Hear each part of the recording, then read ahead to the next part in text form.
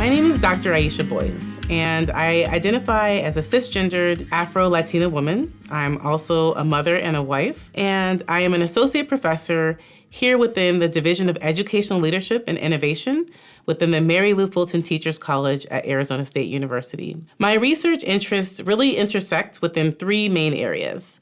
I am a methodologist, a program evaluator by training. I consider myself a program evaluation scholar or theorist, practitioner, and teacher. And that's reflected in my three research areas. My first research areas really look at issues related to equity, diversity, social justice, anti-racism, and access, all within program evaluation, especially within marginalized communities and communities with people of color. My second research area has to do with kind of applying those social justice-oriented approaches into science, technology, engineering, and mathematics fields. And my third research area really deals with teaching and learning within evaluation and the professionalization of the field of evaluation. So let me tell you about the duties and responsibilities of an evaluator. A lot of people don't exactly know what evaluation is or especially what program evaluation is. So ultimately, program evaluators have the job to evaluate an educational program, policy, or sometimes an initiative. We are looking to determine the merit or worth and look to see the extent to which the program, policy, or initiative has met its goals. Some evaluators take this even further by being prescriptive about their values and attending to issues of justice or equity or usefulness as well. So what's the relationship between evaluation, evaluators, and the status quo? The status quo is the norm. It has to do with the way things have always been and continuing to be. Really, when I think about evaluation and the status quo, I think of two different status quos. The first, it has to do with programming and the status quo, and the second has to do with the field of evaluation status quo. So in terms of programming, evaluators can contribute to upholding the status quo, upholding the way things have always been done. When we're looking to determine the merit or worth of a program, sometimes we can go in and look to see, is this program working? For whom is it working well? And we can inadvertently uphold the status quo if we don't ask broader questions that look at, is this program causing harm? Is this even the right initiative for the community in which it's operating? And that can be really problematic. In terms of the field of evaluation, and upholding the status quo, like many practitioner and academic fields, the field of evaluation is really white. And the people who get to talk about what evaluation is, what evaluation should be, those who often are leaders in our field, those who are the main recognized theorists in our fields, traditionally have been cisgendered white men. And so as a field, one of my goals is to just be myself, bring my own positionality, who I am. And that's me challenging the status quo just by existing and just by being.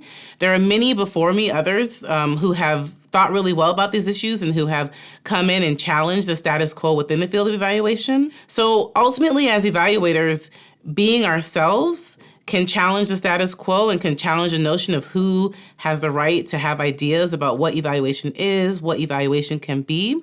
And when it comes to the status quo within programming, ultimately evaluators, we can uphold it by coming in and simply saying, is this program working? Is the program not working? However, we can also take a deeper look at other items as well. So the field of evaluation is relatively young. We're around 70 years old. That's pretty young compared to some other fields of social inquiry, like psychology and sociology. So as a field, we're still attempting to professionalize and really put bounds on who is an evaluator, what does an evaluator do. As such, there are very few programs, especially graduate programs, specifically for the field of evaluation. What are a few things that I think graduate students in evaluation could really benefit more from in terms of their coursework, in terms of their experiences? The first is, I believe that all graduate students, and I should mention that there's really no undergraduate programs in evaluation. Really, to be an evaluator, most times you have to have some sort of graduate degree, although oftentimes it's not in evaluation. I think all graduate students in evaluation, or anyone who wants to be an evaluator, the first thing they really need is practical hands-on experience. It's a tragedy when someone goes through their entire graduate degree and hasn't had multiple opportunities for hands-on evaluation. And I think that is something that as a field, we need to ensure that there's kind of activities for internships, that there's an opportunity to actually go out, collect data, to be an evaluator, and to make decisions about the merit and worth of a program. I also think one of the things that we really need as a field is to ensure that students have opportunities to take a wide range of methodological courses. I'm not here to argue the benefits of quantitative or qualitative methodologies. I think there's merit in both. Different types of questions need different types of data to answer them, and that should be taught. And so evaluators are ultimately only able to conduct evaluations as high quality as the tools in their toolkit. And so they need to understand and to have experience a wide range of methodological traditions, quantitative methods, knowing when it's okay to use randomized control trials, and also knowing when that's not really appropriate, knowing what statistical methods and procedures are most appropriate for the type of data you have. However, I find that sometimes evaluators only have one side of the coin. And so also having deep and extensive qualitative methodologies, knowing about case studies, knowing about interviews, knowing about focus groups. Also, there's really a lot of new innovative methodologies like photo voice, for one, and art-based methodologies can be really important and interesting depending upon the context that you're working. And then not just knowing how to utilize and analyze those alone, but the mixing of methodologies is really important. And then the final thing that I think is really useful for evaluators who are in training programs is to have experiences thinking through their own ethics, their own ethos, their own epistemology, right? Where do I fit in the world? Who am I? Hazel Simonet has said that all evaluators, you are the first instrument. And so having time to reflect on that, having time to think through that and understand the ways in which your own mental models, meaning your own identity, your own background, your education, your experience, to really understand how who you are and the lens you brings can ultimately impact the inferences that you make and the decisions that you make around merit and worth. And I don't think we spend enough time as a field taking time to think about those things and the way that they can impact our practice. So when we think about the word culture, one of the things that we have to recognize is that culture is dynamic, it's ever-changing, it's place-based, it's context-based, it's people-based, right? And so because culture is dynamic and ever-changing, and because it ultimately changes with every new evaluation that we do, there's really no such thing as a culturally competent evaluator. However, it is a journey. It is something that we should attempt to achieve and strive for with all of our evaluations. And so in order to do that, some of the qualities that those who strive for this, especially when you're attempting culture responsiveness, should aspire to are coming in with the open mind, coming in with humbleness, coming in to co-learn and to seek to really build professional relationships with those who you are attempting to conduct the evaluation for. If we don't come in attempting to be culturally competent, if we don't come in thinking about cultural responsiveness, this can be problematic for a number of reasons. Research has shown that researchers tend to be ethnocentric in their approach, that they tend to commit communicentric bias. What is communicentric bias? That's a tendency to put one's own ethnicity as a frame of thought for all decisions that they make and for all interpretations of their findings. So if I'm going in to work with a community that's completely different from me, that I don't have a lot of experience with, when it's time for me to say, is a program working? Is a program reaching its goals? Are the outcomes happening that you're attempting to have? My own bias can get in the way of actually understanding the usefulness or the merit or worth of the program. And this is not good because what we've seen is that, as I mentioned previously, those who have traditionally held high positions and who have traditionally talked about research and evaluation have been people who are basically white men. And when they have worked with individuals and communities of color, then they have kind of misconstrued findings and limited the extent to which they believe programs are working or the extent to which they believe that those communities, what they can achieve. One of the biggest criticisms of culturally responsive evaluation is that it has a very strong theoretical foundation, but there's not enough empirical research or even conversations about what it looks like in practice. And the reason why this is that when you think about what culture is, and that culture is different in every single evaluation, and attempting to be responsive to that or sensitive to that, then it means that what that looks like in practice is different every time you implement it in practice. And so when I think about what is it that I'm attempting to do to move from theory to practice, especially when I think about cultural responsiveness, when I think about issues of social justice, the first thing I think about is coming in and actually just understanding the context, trying to get a deep understanding for the community that I'm working with, for talking to those who have stake in the program and in the evaluation, and ultimately attempting to apply the most useful and most thoughtful and meaningful methodology. Am I asking the right questions for this context?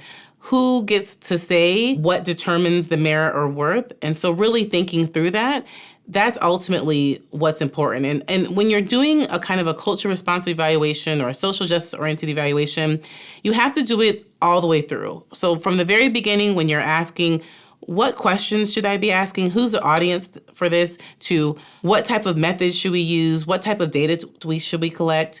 All the way through to how am I interpreting these findings, to making sure that you're providing a report, not to just those who have commissioned the evaluation of the research, but also those who can potentially benefit or be harmed by it. If you think about, okay, I'm working with the Latina population, and so I'm gonna make sure that all of my surveys are in Spanish, have a Spanish and an English option. That's great. That's a great place that's something that's important to do. However, if that's the first time that you've thought about thinking about being culture responsive, you're already thinking about that too late. You should be thinking about it from the very beginning and having conversations with those who have stake in the program and the evaluation, even before you start, if that's possible. So when I think about moving evaluation theory to practice, especially when it comes to being culture responsive or social justice oriented, especially when I'm teaching this, there are really 4 steps, right? So the first step is to understand your own culture, is to really be reflective about your own place in this world and develop a deep and meaningful understanding of your own positionality, of your own mental models. So who am I in terms of my gender, religion, spirituality, place-based, physically based? Who am I? Who am I as a professional? What is the experiences that I have had? What is the education I've had? And ultimately, how does that impact the way that I see the world? Because, spoiler alert, that's gonna impact how you actually conduct your work, your research, and your evaluation. So that's the first step. It's like reflecting about who you are, getting an understanding of your own culture. Everybody has a culture. The second thing is, because we all have cultures, then we need to take stock and realize that all research, all evaluation, any product of social inquiry is culturally based.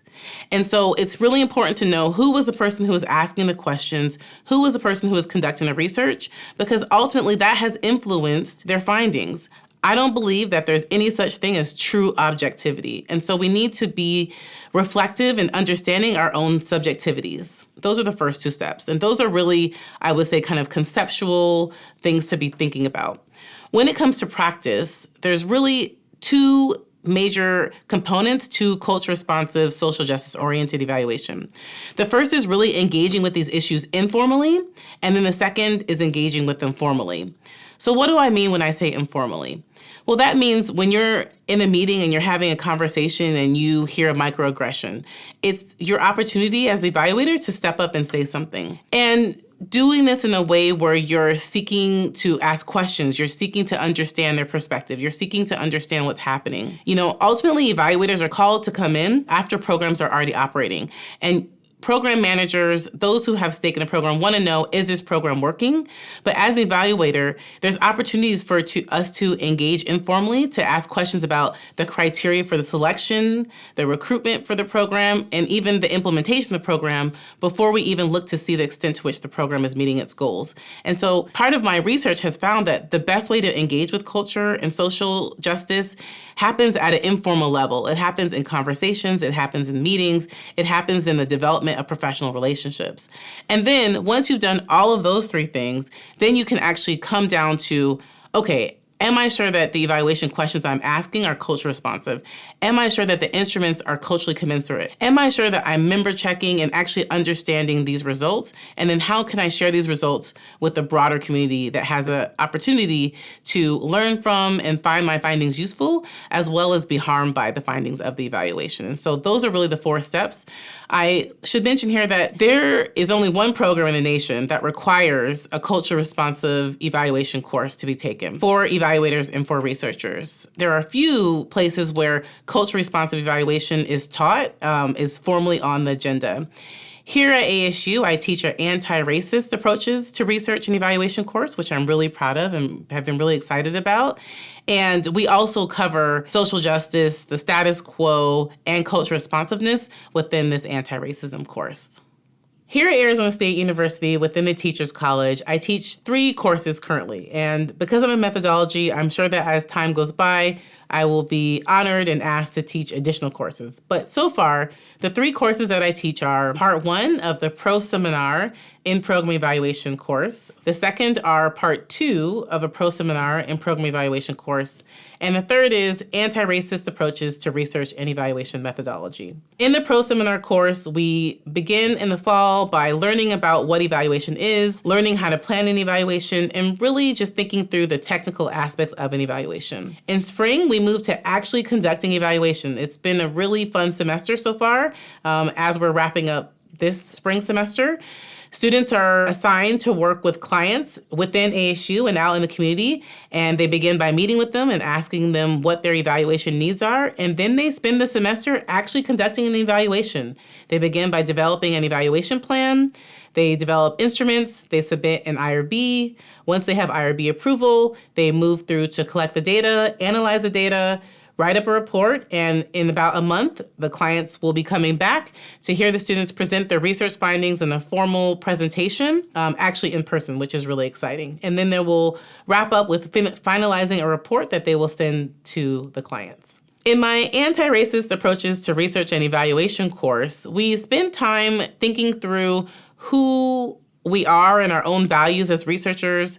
We think about the fact that all social science inquiry products are actually steeped in culture. We talk about how do we engage with issues of race and ethnicity and gender and class in a meaningful and important way in research, informally and formally.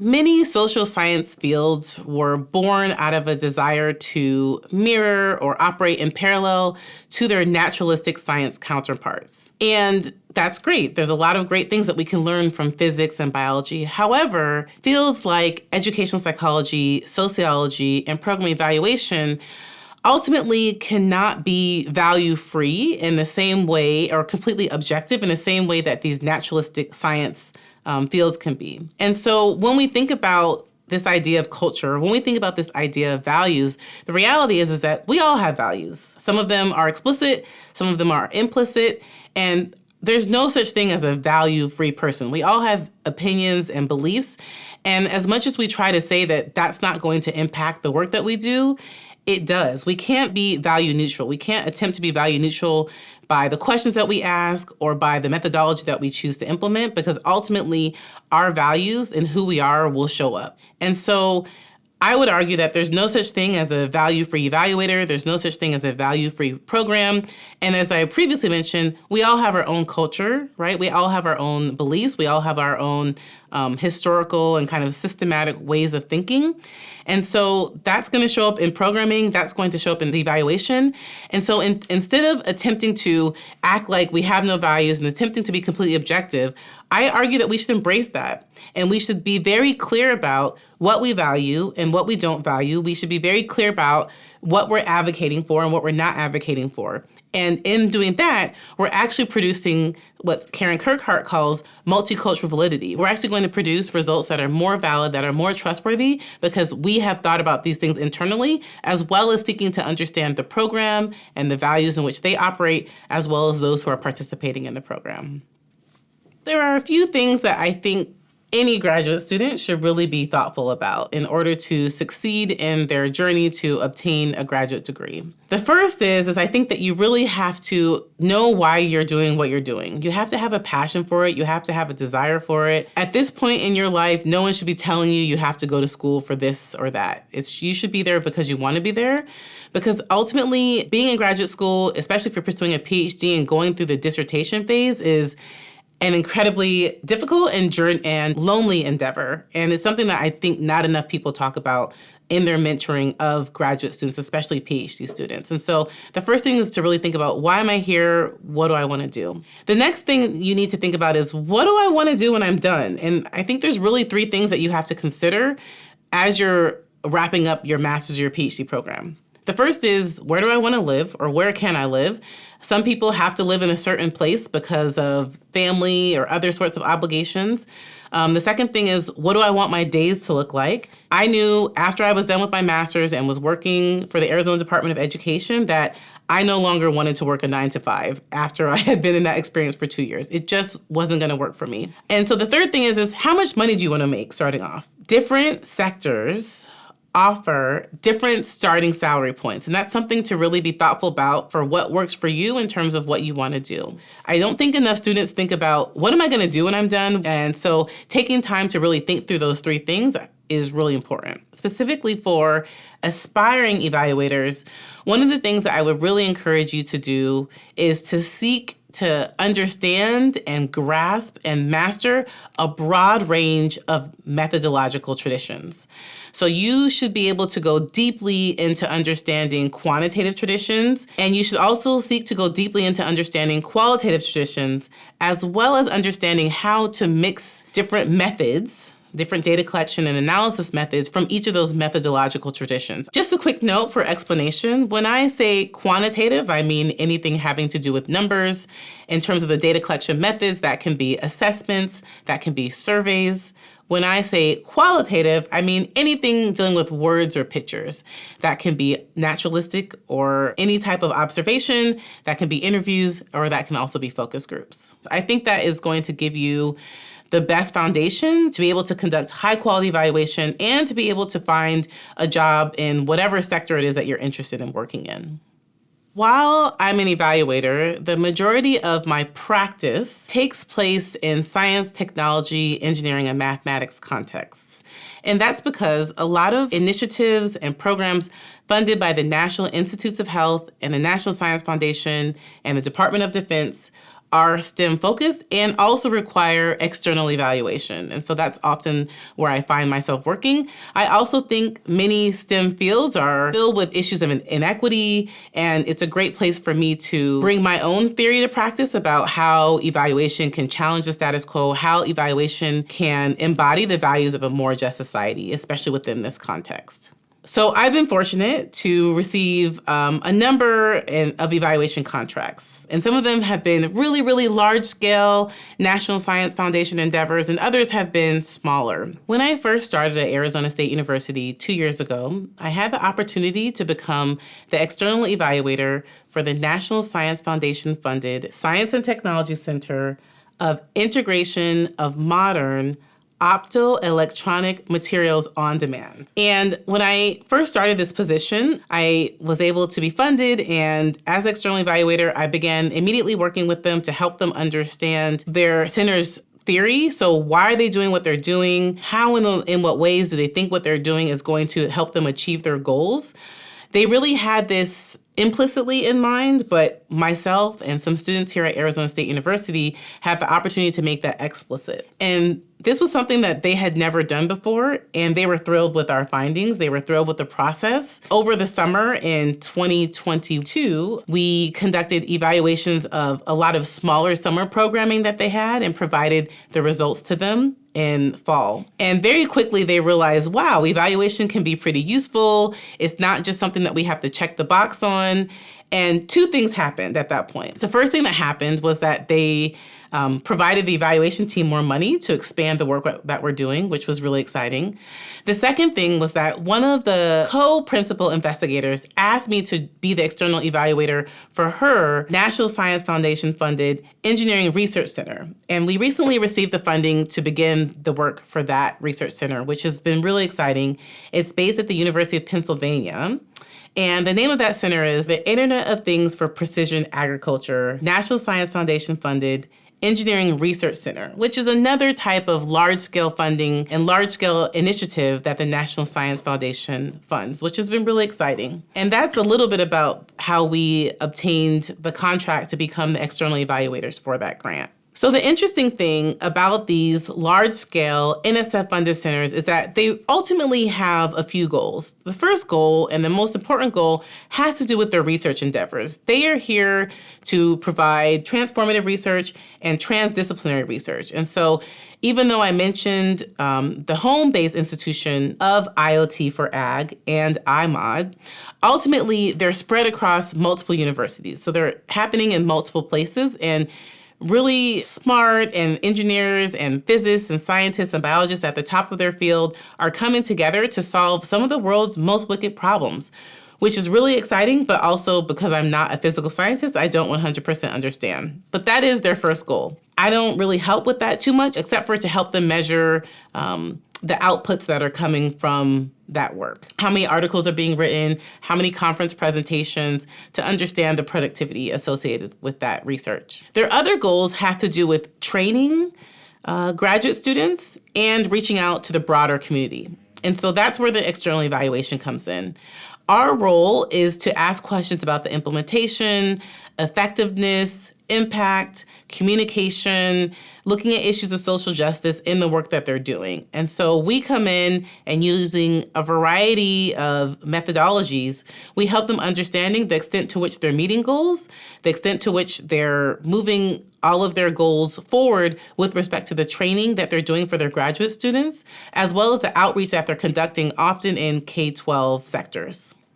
One of the most important aspects of the acquisition of evaluation contracts for me is the process of actually putting the proposal together and getting everything to the funder, as well as to the main institutions that will receive the funding from the funder, and then that funding will be passed through from them to Arizona State University. And there's a lot of paperwork, a bit of bureaucracy that has to happen with that. And so I definitely have a few shout outs in that vein to give here at Arizona State University within the Teachers College. My first shout out is to the pre-award staff, Howard Bergman and Michaela Majidi. They're the superstars. They are actually the heroes of this story, not me. Oftentimes when evaluations get funded, it's very different than if you're submitting a traditional proposal that goes for external funding. Evaluation is often kind of the last thing that's thought about. And so I will often get an email or a call saying, hey, we would love you to be our external evaluator. And I say, okay, tell me a little bit about what you're doing. They tell me, I say, I'm interested, I'm in, what's the budget? Let's talk about the scope. And then I say, well, what's the time frame for getting all this in? And any traditional person who's going to kind of submit a funding, they would kind of let their institution know a month, 2 months ahead of time so that they can get all the paperwork together. I often get these emails and calls a few weeks, sometimes 1 week before everything is due. And then come Howard and Michaela. And I mean, they are able to kind of get everything I need, help me get the budgets done, help me get the paperwork routed, help me get the signatures that I need in order for us to kind of meet the deadlines that are required, which often, as evaluators, we just have less time by the way that evaluators are kind of thought about within the process of applying for funding. And so they are superheroes, they are rock stars, and I appreciate them so much. On the other side of that is once the funding comes in, there's still, spoiler alert, more paperwork to be done to look at the budgets, to make sure that we can go forth and hire students, make sure that we're accounting for my time. And the two people that I want to give a shout out to are Rachel Hayes and Lori Hams Dow. They have been incredible in helping me think through, how do I hire the student even though they're already funded for the semester? How do I make sure that I have enough funding within my budget to get students to conferences or to get to the site visits that we're required to go to? How do I book my flights, all the way to how do I submit these expense reports? Which really, these are the people who are ultimately running the show and who are making sure that I'm able to do the work that I'm able to do. And I appreciate the four of them so very much. I could not do what I'm doing without them. And so they deserve super huge praise and a huge shout out from me.